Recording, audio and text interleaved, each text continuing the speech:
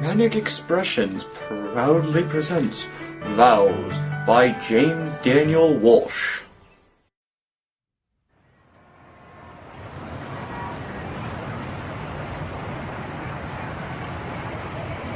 Hello? Hello, Lucy? Yeah, it's Ted. I just got to the hotel. He said it was the Renter's Inn. Well, this is the only Renter's Inn in Las Vegas, so I assume this must be the place. What's that? Don't speak up. This place is a zoo. I told you what I was going to say to him, and I'm going to straighten that boy out, but good. Don't worry, dear. I'll have him on a plane and back home by supper time tomorrow. Now listen. Did you put out that McCain sign? Why the hell not? Listen, I agreed to fly out here and pick up Mikey, and all I asked was that you put out the McCain sign while I was gone. The man needs all the help we can give him this year against that Kenyan terrorist. What's that? Yes, I do think one sign will make a difference. My God, Lucy, the least we can do for a fellow Vietnam vet standing up and trying to save his country from socialist takeover is put out a damn sign. What? Speak up. Now, Lucy, stop worrying. I told you, I'll handle Mikey. Listen, I gotta go. No, I gotta go. I need to see if I can get a room here, and then I'll find him. Now, you get that sign up, you hear? Okay, bye-bye, dear.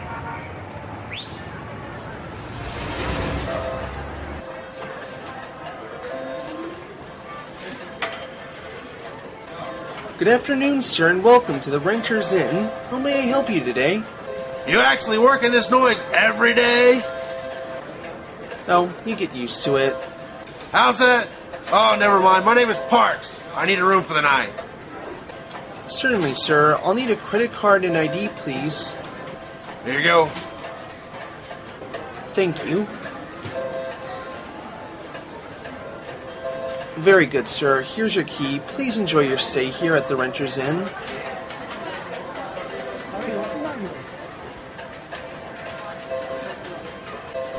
You look like you're from out of town. Isn't everyone here? Nobody actually lives in Las Vegas. I do. I'd be happy to show you a good time. And exactly what do you mean by that, young lady? Oh, come on. I'll suck your cock. Just $50. How dare you? I happen to be a married man, missy. I should go right back to that concierge desk and have him call the cops. Hey, man. Sorry. My mistake. The very idea. You know, I fought your kind, you Vietnamese. I spent 4 years of my youth sloshing through your jungles trying to help you people. If this is what you've made of yourselves, I can see I have wasted my time. Whatever, man. I'll leave you alone. Just cool it, okay? Don't tell me to cool it. You think I like being here in this cesspool? I've traveled all over this nation of mine selling floor tile, made pit stops in every major city. And every time Las Vegas came up, I told my boss, no thank you. All the other salesmen, they couldn't wait to make a call on Sin City. But not me. 60 years I've been alive, and I'm proud to say I've avoided this town. Not for my own good son, I'd have made it my whole life. Whatever, man. Have a nice night. I will have a nice night. And it won't include you, young lady.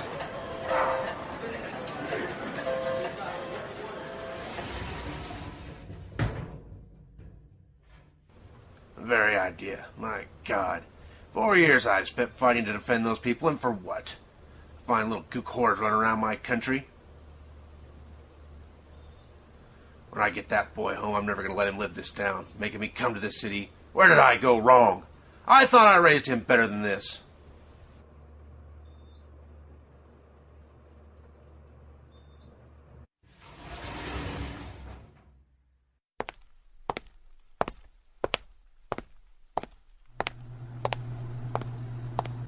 Mikey! Dad? What are you doing here? What am I doing here? What are you doing here? That's the real question. I'm just getting some ice. You know what I mean, young man. Don't call me young man, Dad. I'm 25. Watch your tone, Michael. I don't care how old you are. You are my son, and you will show me the proper respect.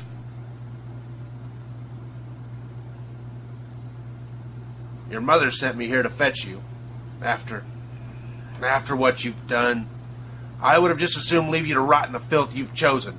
But I couldn't stand to see your mother cry. She was worried when you were over in Iraq. I told her not to be.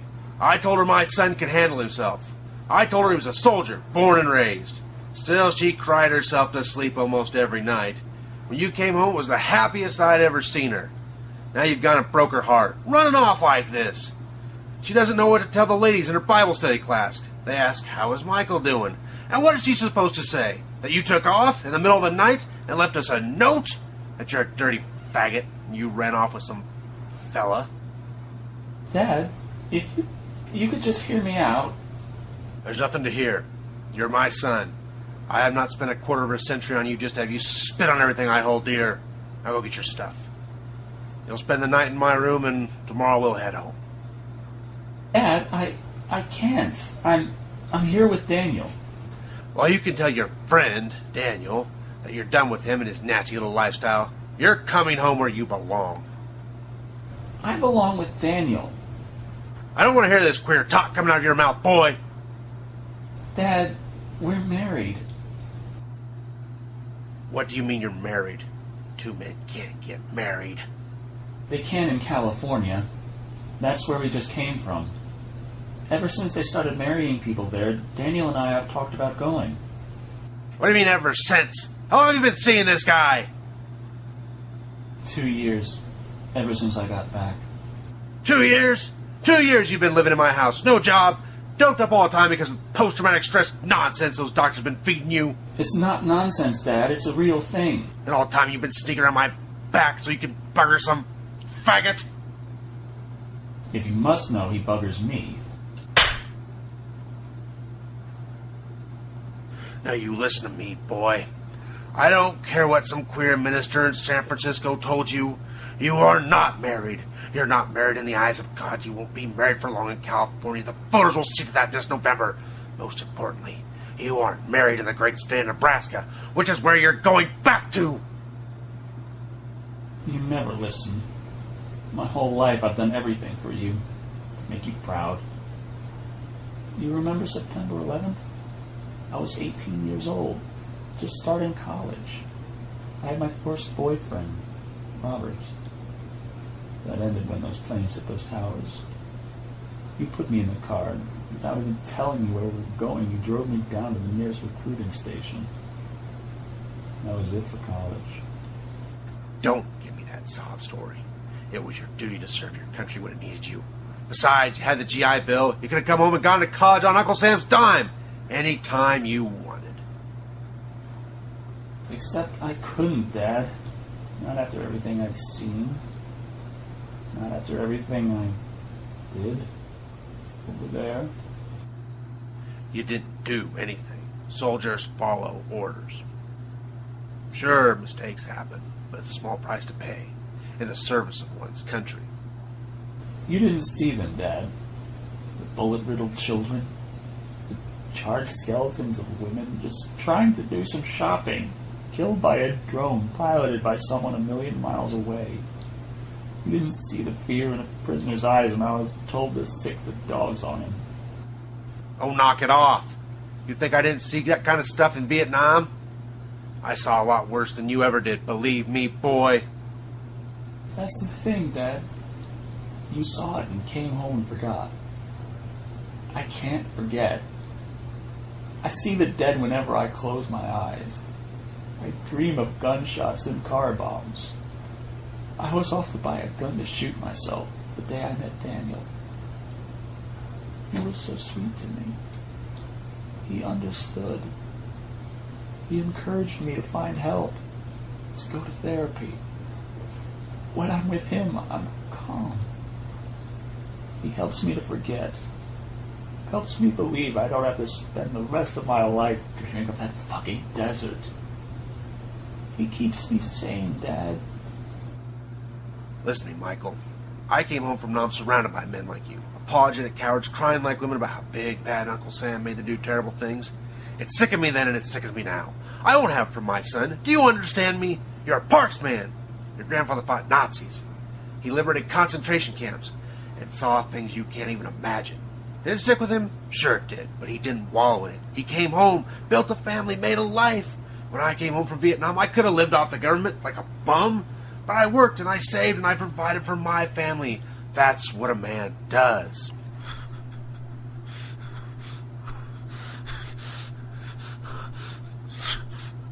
This is what we're going to do, son. You're going to go to your room, pack a bag, and come home with me. When we get back, I'm getting you a job at Taos Plus with me. You're not going to see that therapist of yours anymore. I don't doubt it was she who put these queer thoughts in your head. If you need to talk to someone, you'll talk to Pastor McDonald. I have worked too damn long and too damn hard to see you throw your life away like this. Do you understand me?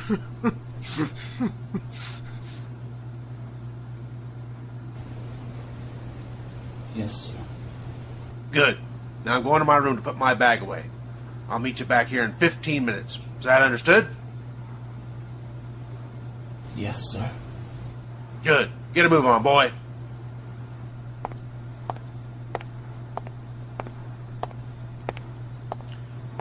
Where did I go wrong?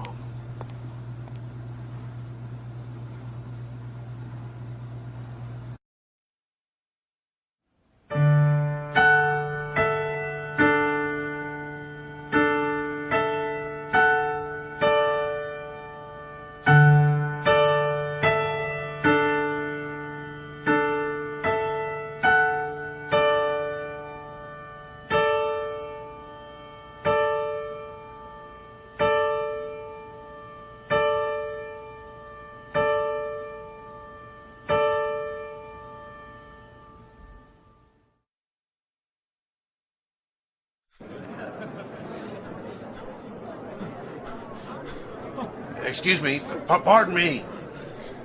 Please step back, sir. Officer, I'm looking for my son. His name is Michael Parks. Is this his room? Did something happen? Michael Parks is your son? Yes, sir. Oh, boy. Please come with me, sir. Sir, I'm very sorry to inform you that your son has passed on. What? Apparently he returned to his room distraught, crying. He locked himself in the bathroom. His companion tried to get him out, but considering your son's mental health, he called 911. Hotel security got here first, broke down the door. Your son cut his own wrist. That can't be. Well, Mikey wouldn't do that. Mikey wouldn't kill himself. The paramedics tried to revive him, but it was too late. I'm sorry to say he was just pronounced dead a moment ago. It was you, wasn't it? You son of a bitch! He told me you'd never approve, but I never dreamed you'd follow him here and kill him! Sir, I'm going to have to ask you to calm down. What did you say to him? What did you say to make my husband kill himself? You probably told him to do it, didn't you, you sick fuck? You called him names, am I right? Maybe you called him faggot. Told him he was going to hell. You knew how scared of you he was, and you fucking told him to kill himself, didn't you? You motherfucker! Sir, I'm asking you again. Calm down. Don't tell me to calm down! My husband was murdered! Arrest him! He's right there! Arrest the murderer! That's right! Run! Run, murderer! Run away! You can't run from hell, though! It's waiting for you, you fucking murderer! You burn in fucking hell! You fucking piece of shit! Murdering fuck!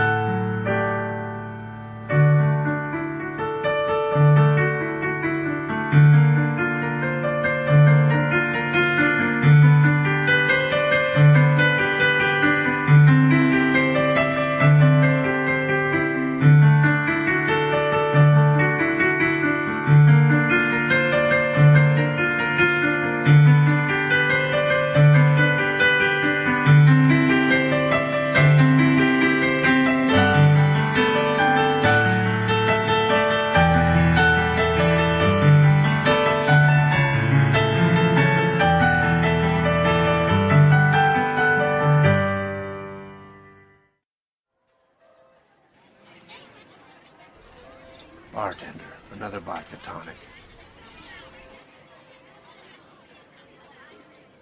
Hey, mister.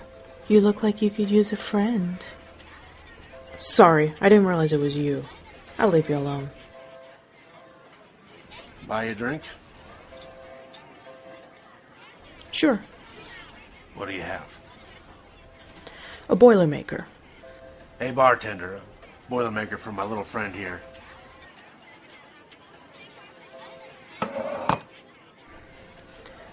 Thanks. Glad you changed your mind about me. Well, I could use company tonight. It's been a rough day. Tell me about it, man. Fucking cops are crawling over this hotel. How's a girl supposed to make an honest living? Hey, we're here for my son. Oh yeah? Which one was he? The stiff or the crying fag with a funny accent? The stiff. No shit? Sorry to hear about that, man. I spent 4 hours down at the police station filling out paperwork, arranging transportation of the body back to Nebraska. All I wanted to do was get drunk, but then I remember I had to call the boy's mother. Oh yeah? How'd she take it? Oh, about as well as you'd expect. Cried a lot. But you didn't ask me over here so you could talk about your wife, did you? Where's your room? Let me settle up the tab and I'll take you there.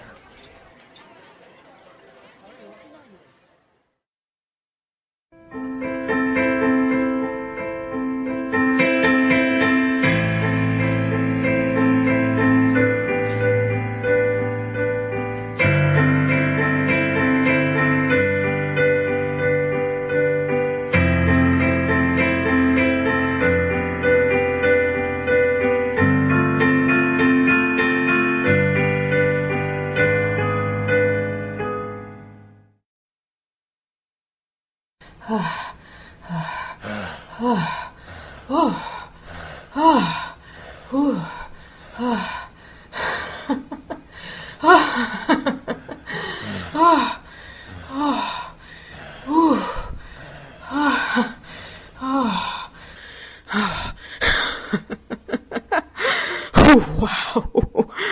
That was awesome, baby. Good job.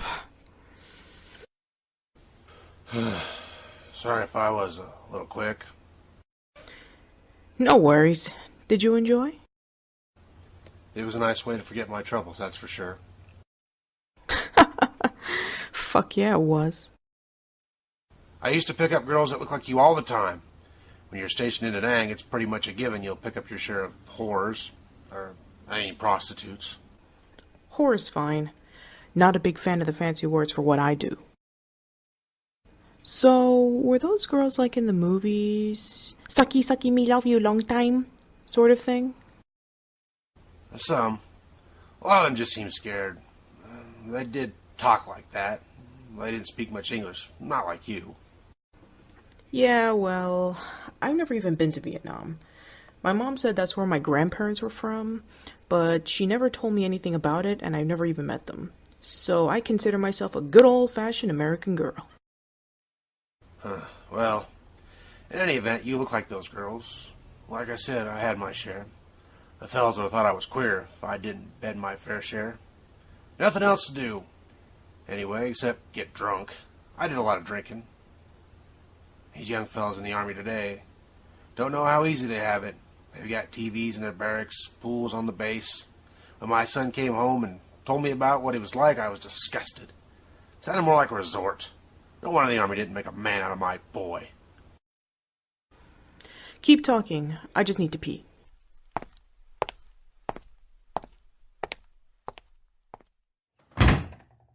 Yeah, well, Army was different in my day. Yes, sir, when you went over to Nam, you were dropped right off into hell. Of course, it wasn't like my father's day. Those boys that went over to Europe and Japan, they came back men. Not so much with my generation. Don't get me wrong, there were some good fellows came back and really made something of their lives, like Senator McCain. You gonna vote for him?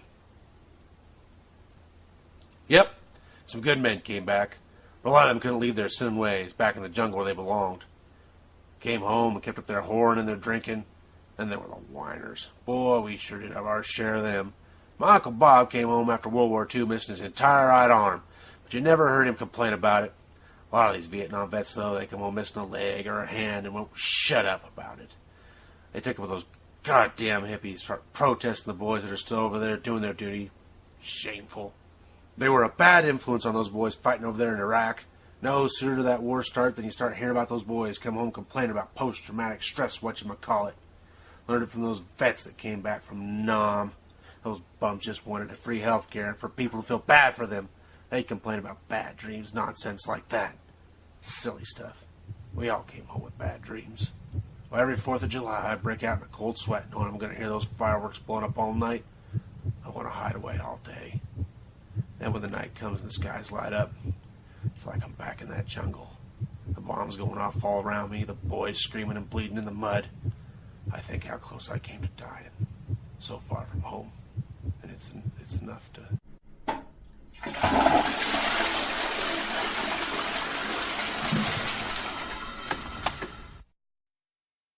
Sorry, I didn't catch that. What were you saying? Oh, nothing. Just saying these boys in the Army don't know he's dead. Got it. My boy came back complaining about headaches and bad dreams. Made me sick, seeing him act like such a coward. I suppose that was the queer in him. Maybe if my wife had given birth to a boy instead of a princess, maybe he would have come back to me a man. God, don't even get me started about those fucking G.I. Joe motherfuckers. They come to Vegas when they get home, acting all tough and shit. Yeah, baby, I just got back from Iraq. I killed me a bunch of fucking Arabs. Then they get you alone, and you would not believe how many of them are breaking down crying like little bitches. Right in the middle of fucking. It's hysterical. You can't laugh, though. Some of those fucking guys are crazy. They come back, and they think they're still allowed to kill whatever they want.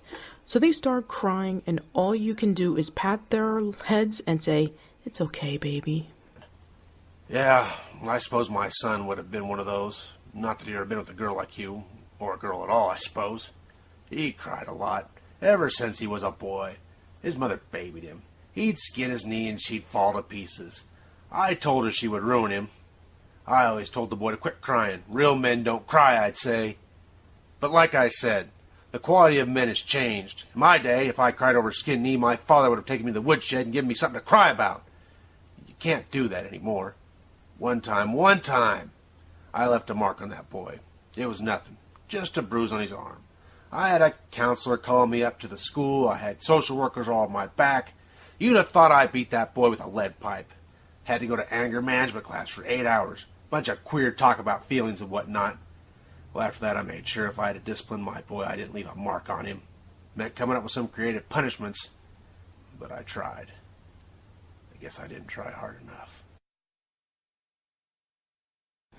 Hey, do you want to fuck again, or should I get dressed? Huh? Oh, you go ahead and get dressed. I'm pretty tired. You sure? I won't charge for a second go. No, that's fine. I've got a busy day tomorrow. Gotta catch a flight back home. Okay. You can keep talking while I get dressed. I don't charge for talking. Well, I'm sure glad to have met you tonight, Carrie. Felt good to cut loose like this. Yeah, I suppose everything will work out for the best. I mean, I didn't really lose a son today. I never would have called that faggot my son. The very idea makes me sick. You know, he left his mother and I a note before he took off. Said he was coming out. Boy, the fancy terms they give these things. When I was growing up, if some queer decided to come out, we would have laid him out like the wrath of God. Now they get parades. My boy actually went to a church over in California. A preacher said he was married to some other fella. As if a queer could know what marriage is. I've been married to his mother for 30 years. That's marriage. You build a life with someone. Build a home. Build a family. That's marriage, boy. Now you got these queers wanting to take that away from us. Makes me sick. I can't imagine anything more repulsive than two men. I don't even want to think about it. These fellas think a preacher says, "I now pronounce you man and man," and suddenly they're just normal people. My God, the state of this country. When a marriage license could be issued to two fellas. Time was... Who could that be?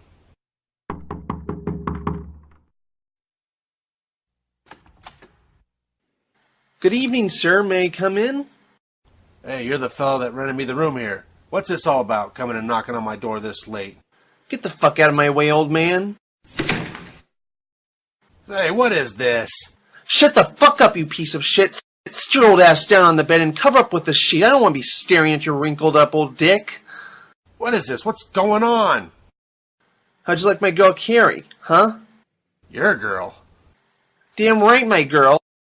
Come here, baby. What took you so long?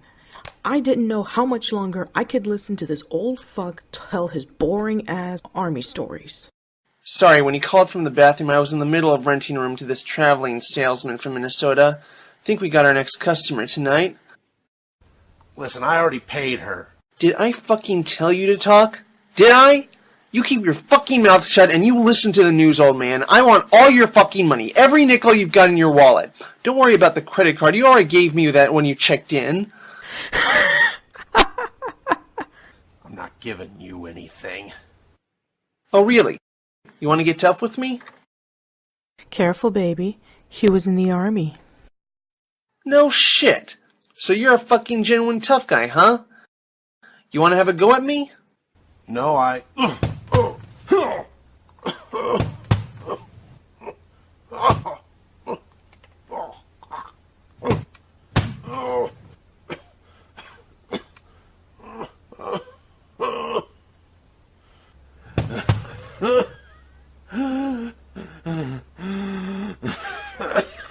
Watch him, baby. I'm gonna go through his bag.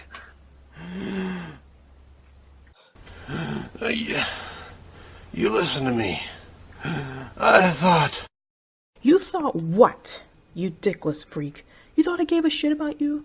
I let you fuck me for 30 seconds, and then I listened to you talk shit about where I come from. I was just waiting for a real man to get up here. My man. And if you make a fucking sound, you'll be as dead as your son. You got it? $60 fucking dollars? That's it? I broke a sweat over your wrinkled old ass for $60? Come on, baby. Let's go find some other chump. Bye-bye, G.I. Joe.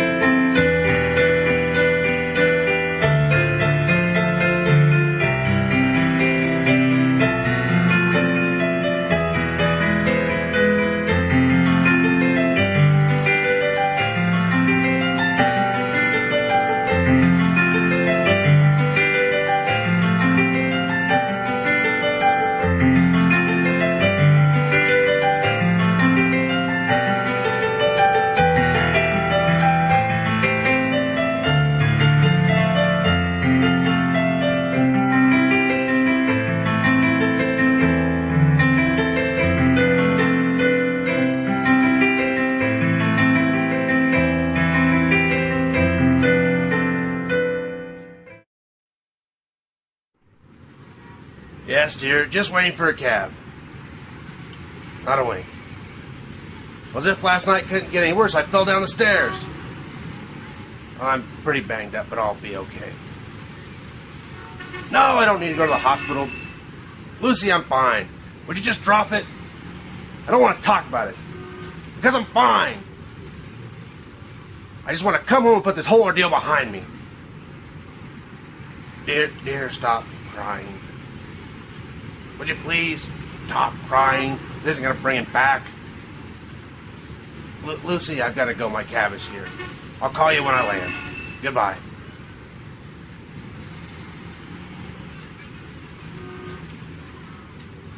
You lied to your wife about the cab coming so you didn't have to listen to her cry for her dead son. That's about the worst thing I've ever heard a human being do. Oh, it's you. I've got nothing to say to you. I suspect not. What happened to your face? Not that it's any of your business, but I got knocked over by a boy on a bicycle last night. That's funny. I just heard you tell your wife you fell down some stairs.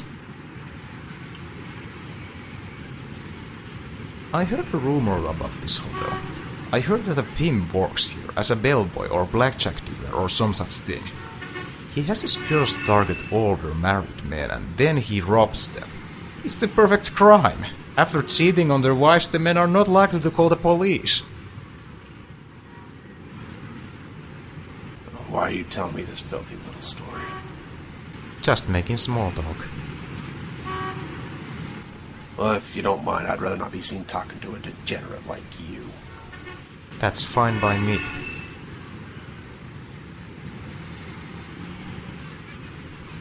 No, it's not fine by me, actually.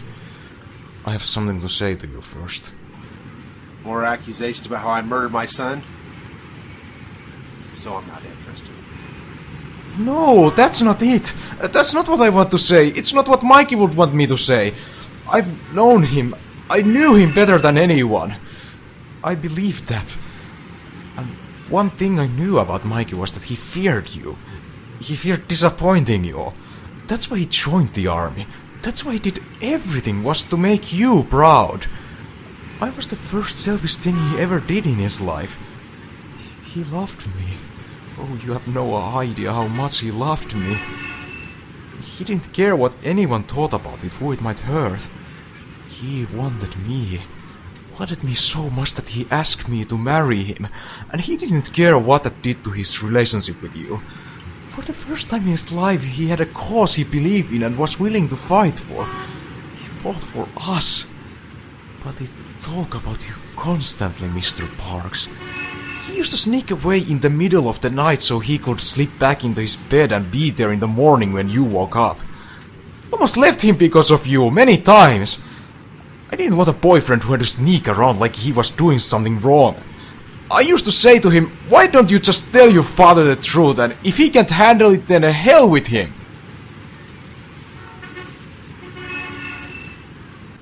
What did he say? He said he couldn't do that to you. He said he loved you too much, respected you too much. Before I came along, all he ever wanted was to make you happy. His estimation of who he was lived and died with you. In the end, that's why he married me. He said the lying and sneaking around was disrespectful to you.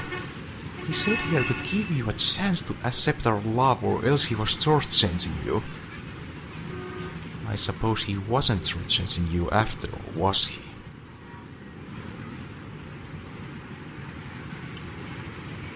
So you know what, Mr. Parks? I'm not going to hate you. I want to, but I'm not going to. Out of respect for my late husband, I'm not going to think upon you with anger. Mikey would have wanted me to see you as he did. So I will never speak your name in anger. I will never badmouth you to anyone. If I hear that you have passed away, I will mourn you. That's what your son would have wanted, because he was 100 times the man you will ever be. The most wonderful man I ever knew. And the only good thing you ever did with your life.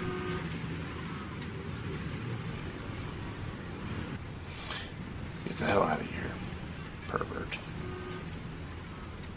I'm sorry for the loss, Mr. Parks. I think this trip cost you so much more than your only son. It cost you whatever scrap of soul you had left.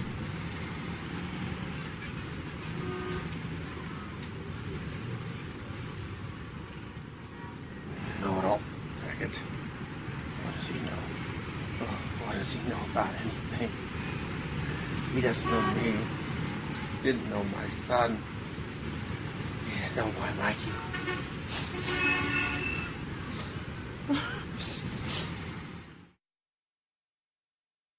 Vows starred Mark D. Nicholson as Ted, Patricia Miranda as Carrie, Madi Mali as Daniel, Benjamin Robitel as Mikey, Liam Higgins as the concierge, and Tim Dunn as the police officer.